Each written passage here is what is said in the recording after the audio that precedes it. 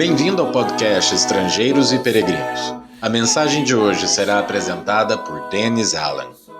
Hoje vamos refletir um pouco mais sobre o plano de Deus para o casamento. E no final desta mensagem, darei a resposta à pergunta 628.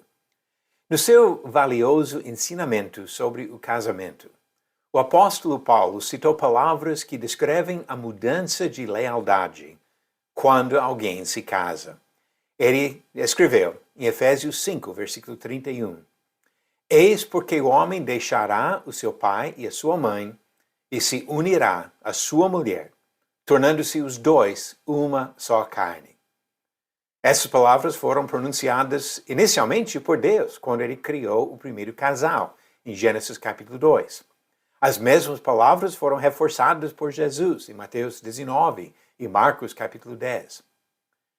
Filhos solteiros e casados corretamente se preocupam com o bem dos pais ao longo da vida, parte da responsabilidade dos filhos, em Efésios capítulo 6. Mas há uma mudança necessária nas prioridades de quem forma a aliança do casamento. O homem assume um compromisso absoluto de lealdade à sua mulher. Ele a ama, ele se entrega para o bem dela, seguindo o exemplo sacrificial de Jesus. No casamento, tanto o homem como a mulher se desvinculam dos pais para criarem uma nova unidade familiar. Deus falou que os dois se tornam uma só carne. A intimidade da união matrimonial é maior do que a relação com os pais. Algumas atitudes comuns podem prejudicar o casamento por desrespeitar essa instrução divina. Vamos pensar sobre alguns desses perigos. Manter dependência nos pais é um perigo. Não é errado aprender dos pais ou até receber ajuda deles, mas filhos casados que continuam dependendo dos pais, seja financeira ou emocionalmente, não constroem o alicerce necessário para seu casamento. Outro perigo é de fazer comparações injustas. Um jovem recém-casado geralmente não tem a mesma experiência e capacidade do seu pai ou sogro.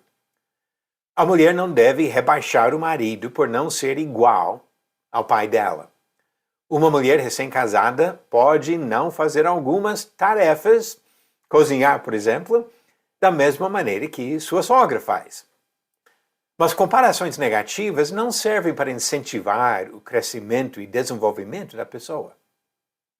Outro perigo por parte dos pais é de interferir na vida dos filhos.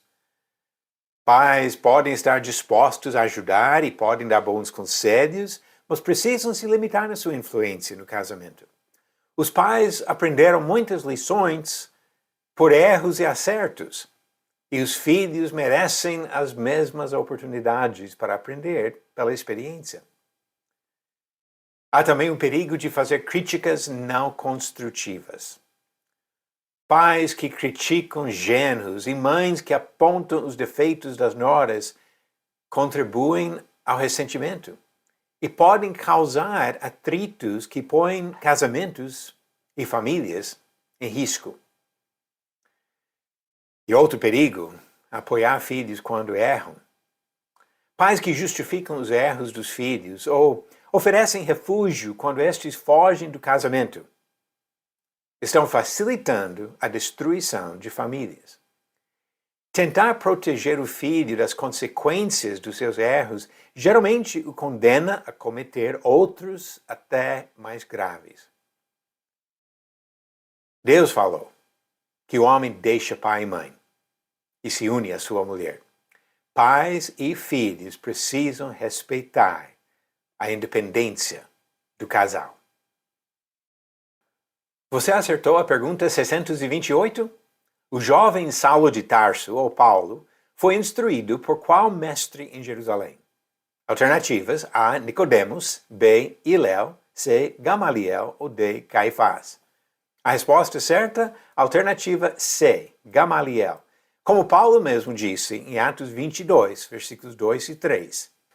Eu sou judeu, nasci em Tarso, da Cilícia, mas foi criado nesta cidade e aqui foi instruído aos pés de Gamaliel, segundo o rigor da lei de nossos antepassados, sendo zeloso para com Deus, assim como todos vocês o são no dia de hoje.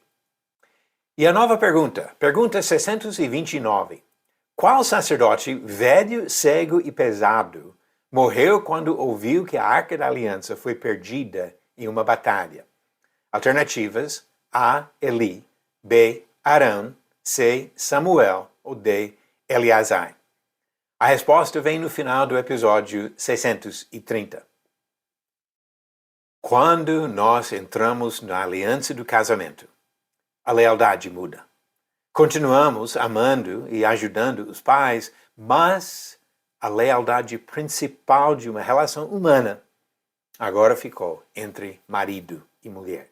Devemos respeitar este plano de Deus para ter casamentos bons e famílias fortes, conforme o plano do nosso Senhor para o casamento. Obrigado por nos acompanhar nessa jornada pelas Escrituras. Volte amanhã para ouvir mais uma mensagem do podcast Estrangeiros e Peregrinos.